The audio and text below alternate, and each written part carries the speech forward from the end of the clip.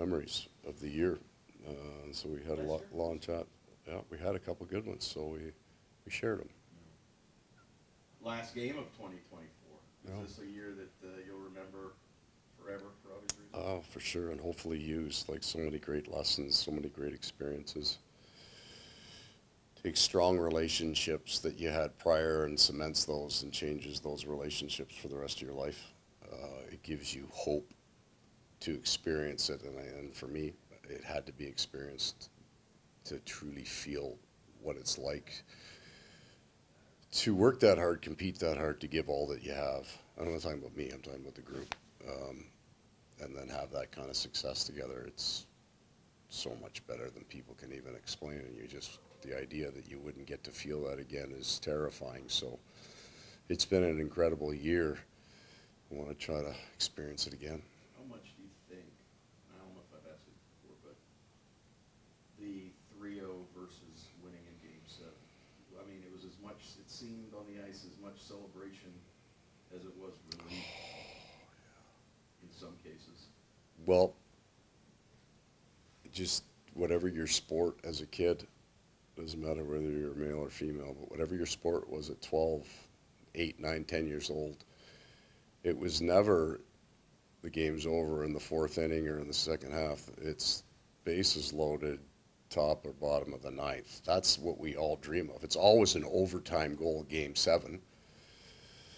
So it just seemed like we were going to get maximum value out of that one, that we would be pushed right to the end of it.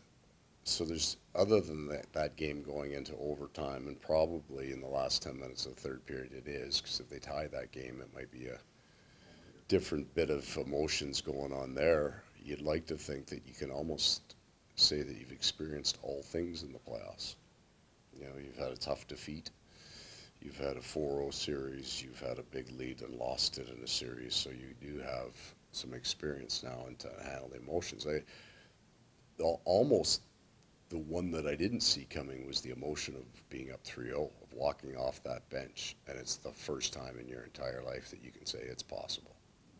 Now, we would say on a Tuesday night in March, if we're not going, or if we're going well, Falls, we're not winning the Stanley Cup tonight one way or the other, we'll win this game or another, so we just got to work on our details. But you walk off that bench and you say, yeah, actually, you can win the Stanley Cup tonight, and that changed. I mean, I was freaking wired for 3 days. I don't know how much I slept and didn't need it, and never experienced anything like that. So there's lots of things that happened in that 7 game, especially losing the year before, right? It was just amped right up. It's quite an experience. I will never forget it. What do you remember about Sam Reinhart's Stanley Cup winning goal? I remember Dmitry Kulikov clearing that puck off that post, getting buried into the net to do it. And I say it, but it won't. Understandably, it doesn't get talked about a lot because nobody really talks about defense. But that kind of all in from one end of the ice to the other, it's kind of topical, right? We got a middle lane drive. We drive the middle of the ice, pull the D. He's got the confidence to shoot the puck. And it wasn't the elation. It wasn't an overtime goal. That other team was so good and so dynamic that you didn't say, oh, okay, game's over. But playing with that lead was important in that game.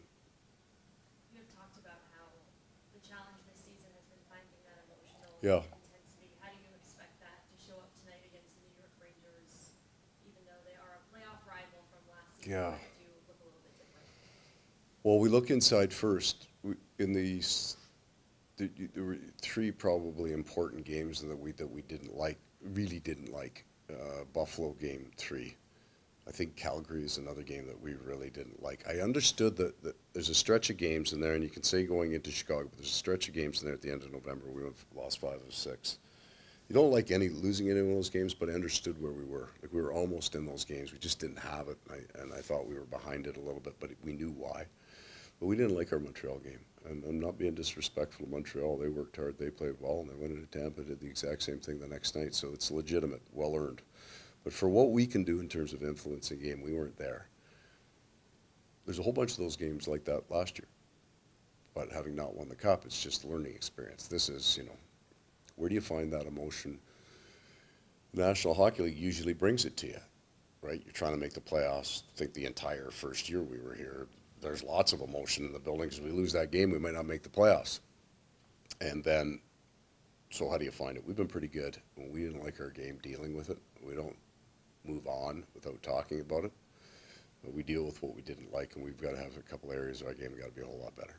Coach, we saw some ebb and flow offensively on that Western Canada trip, but you followed up getting shut out back-to-back. Yeah. 6 goals against Edmonton, 6 goals against Minnesota.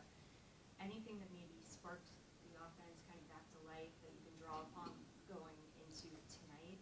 Yeah, it's a pretty consistent cycle of offense in our sport anyway. You go on a run of putting a whole lot of pucks in the net, and then there's a style of game that you would, so now you're making plays and you're feeling good, and that's the way you want to score, and it's the only way you want to score because you've had your last 5 games have told you that that's a good thing, right? The other team, you break something open, you make a nice play, puck's going in, everybody feels good. That's not really what happens in the playoffs, right? And you're starting to see it now. You saw it in the Pittsburgh Islander game the other night. It's going back to playoff goals. There's somebody right in front of the net. There's somebody in the slot. It gets knuckled to the net. 5 guys swing at it for 10 minutes, and it's in the bag. Like, it's a grinder. And when you're scoring, you don't feel like you have to do that. But we got to get back to that.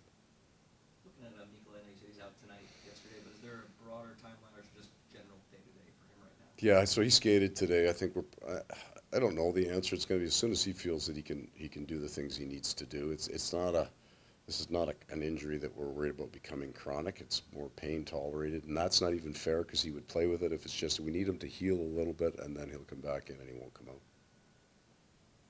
Thanks. All right, everybody. Any lineup changes?